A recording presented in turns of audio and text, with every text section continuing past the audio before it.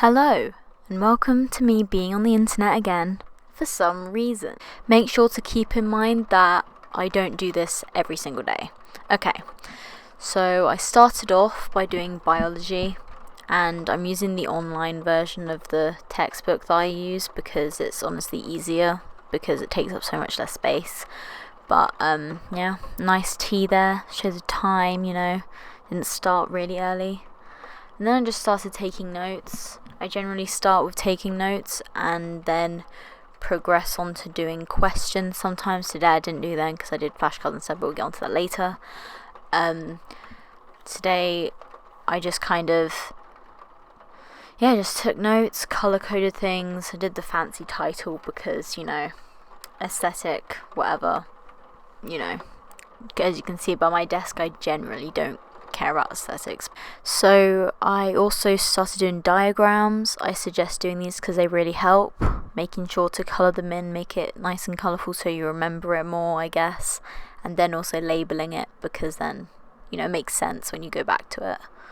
And then just continuing on with notes, kind of doing the same cycle again, highlighting things, writing them down, more simplified than it is in the textbook so that you have to think about it and then rephrase it.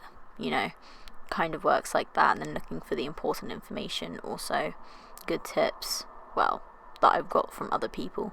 Do I sound really croaky or something? I don't know, I'm picking up a croaky vibe. Anyway, just continuing on doing the fancy titles. I mean, some would say it's a waste of time, others would say YOLO, and I did just say YOLO while making a video about revision. Anyway, I'm doing food tests here. When I draw the diagrams, I colour in the substance area of the test tube in the different colours that the solution will make the substance change colour to, if you know what I mean.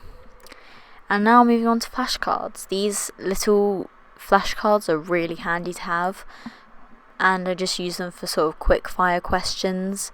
So here I'm just writing down the colours of different enzymes that they make in different solutions, for the food test, stuff that you need to know, but it's like a really quick thing, it's not like a big explanation, things like that. That's what I generally use these for. And they're really handy because you can just put them in your bag whenever you go somewhere, and if you're waiting in a line, then you can just pull them out and they take up like no space. So yeah, really helpful and really worth it. I'm just going to go ahead and say now that the reason that I don't put my face in these generally is because to get my face in the camera would have to be 1,000,000 miles away. I don't have that space because my camera lens is really narrow, so it means that it's quite zoomed in. That's why it's like this, and it's prime lens, so I can't make it zoom out or anything.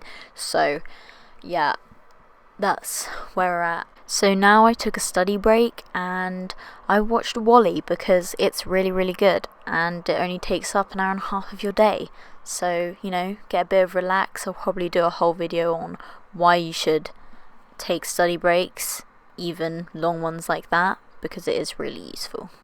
And now I'm doing a maths past paper, which frankly I got an embarrassing score on. And yeah, I kind of did really bad. And if you can see what's going on there and you think I'm doing the wrong thing, that's because I definitely am doing the wrong thing in this particular shot. And that's because I completely forgot in general what I was doing, and I need to go over stuff that I've gone over a bunch of times, and there's still so much more that I haven't learned. So maths is going really good for me at the moment, like really good. But let's just not talk about maths. I'm gonna get my act together so that hopefully I can get an okay grade, because at the moment I don't know. But yeah, and now I've had dinner and it's quite late, but I did some chemistry online as well with that, and just did the notes like I did with biology for this part, because I was just finishing up the topic before quantitative. And yeah, I haven't actually done nanoparticles at school before either, which is really strange because we've gone past that. But anyway, I did that, got that all in my brain, did this little chart thing with the different measurements of particles, you know, nice and colourful, going through, highlighting important parts, you know. And then I bring out the little flashcards as well, but this time I'm not going over what I already did. I'm doing quantitative, and I'm basically just writing down all the equations for quantitative because there's like a bunch. So yeah, I'm just writing them down so I can remember them all, because there's so many and they use so many similar words, it gets confusing. So yeah, that's what I'm doing, and that's the end of the video. It's quite short, I know, but you know, gets the job done. Like and subscribe if you want to. Do you want? I don't mind. But yeah, bye.